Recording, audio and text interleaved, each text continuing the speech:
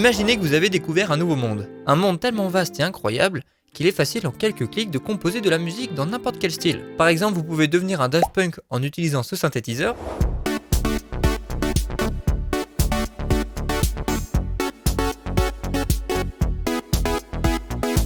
Ou carrément changer d'époque en utilisant cette vieille à la roue.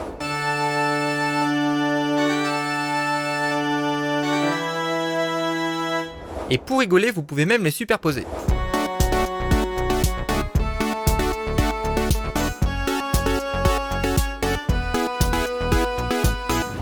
Salut les artistes, c'est Enjoy, bienvenue dans cette nouvelle vidéo. Ce monde formidable que je cite dans cette introduction existe bel et bien, et c'est le monde de la musique assistée par ordinateur. Il y a 16 ans en arrière, quand j'ai commencé à faire mes premières notes à la trompette, j'étais loin d'imaginer qu'un tel monde existait. À cette époque, faire de la musique ressemblait plus à apprendre le solfège, choisir un instrument et progresser suffisamment pour intégrer un groupe ou un orchestre afin d'interpréter des morceaux plus ou moins connus. Aujourd'hui, cette manière de faire existe encore, mais grâce à Internet, la musique assistée par ordinateur s'est grandement démocratisée et permet aujourd'hui à n'importe quel individu possédant un ordinateur ou une tablette de composer rapidement sa propre musique. C'est quand même génial. Alors que ce soit dans un orchestre ou sur ordinateur, quoi qu'il arrive, ça bouge pas. Quand on veut faire de la musique, il nous faut plusieurs instruments de musique et des percussions. Sur ordinateur, pour répondre à cette demande d'instruments virtuels, on appelle ça des VST, on a des entreprises qui se sont spécialisées et qui ont développé un réel savoir-faire pour nous proposer des instruments de qualité. Je pense notamment à Arturia, une entreprise française que j'ai visitée dans cette vidéo, mais il y en a plein d'autres. Maintenant, en ce qui concerne les percussions, les drums en anglais, c'est une autre histoire car la plupart du temps, on va les retrouver dans des packs d'échantillons, un pack de samples, rassemblant dans un même dossier plusieurs sonorités percussives. On va retrouver des kicks, des claps et bien d'autres éléments tous différents pour qu'au moment de la composition, on puisse choisir quelle sonorité convient le mieux par rapport à ce qu'on fait. Alors vous vous en doutez, comme n'importe qui peut enregistrer un clapement de main ou un bruit percussif avec son téléphone, on peut se demander si c'est légitime que certains producteurs, beatmakers, créateurs comme moi en proposent à la vente. Alors est-ce que c'est de l'arnaque ou au contraire ça nécessite d'avoir des compétences particulières pour créer la sonorité parfaite? Eh bien c'est ce que nous allons voir ensemble dans cette vidéo. Alors pour répondre du mieux possible à ces questions, la seule solution que j'ai trouvée c'est qu'on crée ensemble dans cette vidéo un drum kit de A à Z, un pack de percussions complet, le tout en totale transparence. Dans un premier temps, je vais vous montrer les différentes façons de procéder pour créer des sonorités uniques. Dans un second temps, pour avoir un point de vue extérieur, j'ai invité plusieurs producteurs de talent pour qu'ils puissent nous donner leurs astuces pour créer et avoir de bonnes percussions. Et enfin, pour avoir le drum kit parfait, j'ai demandé à d'autres producteurs de me donner leur meilleur loop mélodique, leurs meilleures percussions, celles qu'ils utilisent dans leur prod et qu'ils envoient aux artistes. Donc vous l'avez compris, l'objectif de cette vidéo est de vous apprendre à créer vos propres sonorités tout en faisant le drum kit parfait pour une autre raison que je vous expliquerai un petit peu plus tard dans la vidéo. Allez, c'est parti! Alors vous la connaissez peut-être, mais la première technique pour enregistrer une sonorité percussive consiste simplement à l'enregistrer avec un micro. Maintenant, une deuxième technique très utilisée consiste à utiliser un des sons qu'on a enregistré et de lui ajouter différents effets. On peut même lui rajouter deux sonorités superposées, on appelle ça le layering, et ça permet de créer une sonorité unique et peut-être parfaite. Maintenant, une troisième méthode existe et demande un peu plus de pratique, c'est d'utiliser uniquement le sound design, en partant d'un son de synthétiseur. Et c'est ce que je vais vous montrer plus en détail dans cette vidéo.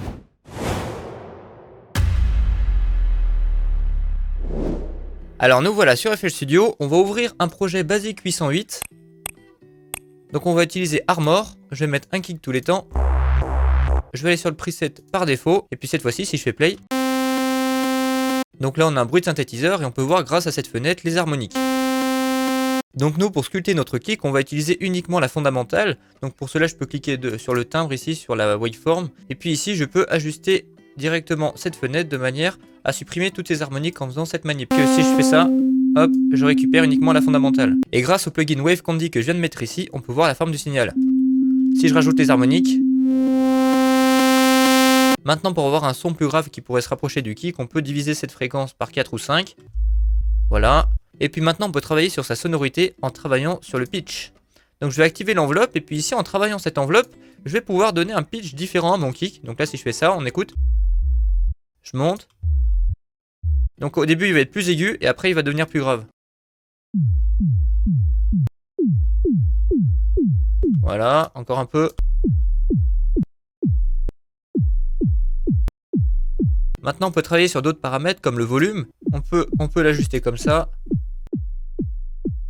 Voilà. Maintenant sur cette sonorité qui est pas trop mal, on peut lui rajouter d'autres effets comme par exemple un petit peu de distorsion. On peut même travailler sur l'EQ qui est ici en ajustant sa forme.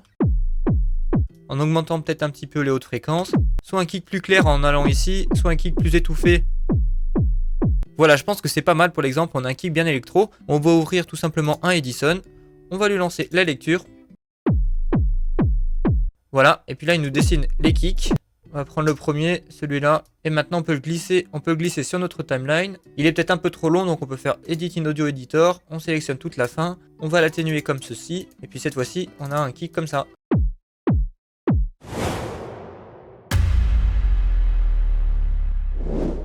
Pour les kicks, on va utiliser un VST qui s'appelle Kick 2. C'est un VST qui vous permet de faire des kicks en fait. Et voilà, en fait, vous pouvez gérer l'attaque. Et là, en fait, ce que je vais faire, c'est que je vais mettre de l'EQ. Un petit peu de disto, un peu de clarté. Et voilà.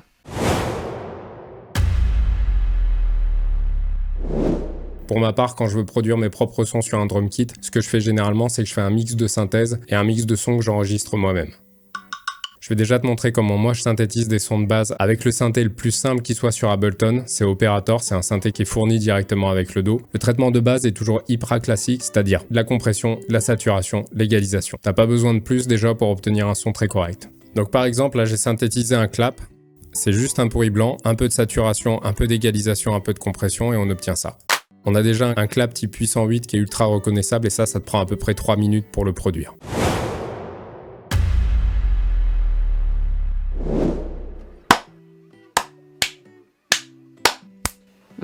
On a déjà pas mal de claps, donc je pense en fait ce que je vais faire, c'est que je vais les stack. Donc en gros, je vais les empiler entre eux. Je pense que c'est bon, donc après on va mettre quelques petits effets du coup. Je pense qu'on va rajouter un peu de disto pour donner un petit côté crunch.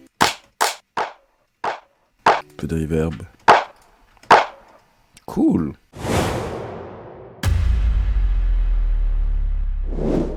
Je vais cocher le noise directement, donc hop, et décocher l'oscillateur. Donc là, ce que je vais faire, je vais jouer un petit peu sur l'enveloppe pour essayer de faire potentiellement un hi-hat ou un snare. On va peut-être changer directement de noise. Pouvoir prendre. Voilà, ça ressemble un petit peu plus à un hi-hat. On va le glisser dans Edison directement. Dans Edison, moi, ce que je vais faire, je vais normaliser tout ça.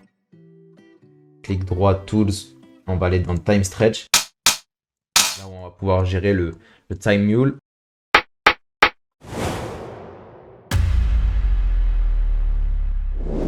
Maintenant, pour faire le hi-hat, qui par défaut sonne comme ça, et ben il n'y a rien de plus simple, il suffit de prendre le 3 fois oscillateur de FL Studio, on enlève l'oscillateur 2 et l'oscillateur 3, ici on va créer du bruit, et puis on va se rendre ici directement à l'endroit où on peut gérer l'enveloppe, et on ajuste tous ces petits paramètres.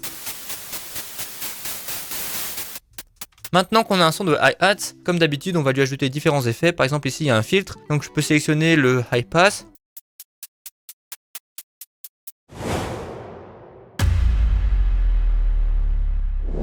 La partie qui vous intéressera probablement le plus, c'est la 808. Technique que j'ai découvert avec Andrew Wang, qui consiste à prendre une infime partie d'un son et à le traiter énormément derrière pour obtenir une 808. Donc celle-là, elle est bien violente. Passera pas partout, mais bon, je la trouvais sympa. Si j'enlève l'ensemble des traitements, hormis le boost de volume, le son de base, c'est ça.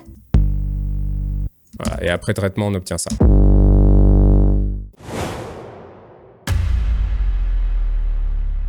Alors comme je l'ai dit au début de la vidéo, et vous l'avez vu dans le titre, dans cette vidéo on a cherché à faire le drum kit parfait. Pourquoi je dis ça? Eh bien en plus des petites vidéos explicatives que vous venez de voir pour apprendre à créer vos propres sonorités, chacun de ces producteurs m'a envoyé leurs meilleures créations percussives pour que je puisse constituer un drum kit complet et unique. J'ai même demandé à Iman, qui vient de signer dans le label de Damso, de me donner ses meilleures percussions. Yo Enjoy, c'est Iman, donc voilà, comme convenu, je t'ai renvoyé du coup les sonorités pour le kit. Donc voilà, c'est des sonorités que j'utilise dans quasiment toutes mes prods. C'est des sonorités que j'ai beaucoup travaillé aussi. Donc voilà, j'espère que ça va plaire à tout le monde. Et encore bravo à toi pour l'initiative, ça fait grave plaisir. Et voilà, on fait ça avec amour, grosse force. Et comme dans un drum kit c'est toujours sympa d'avoir des loops mélodiques, j'ai fait appel à Bovary.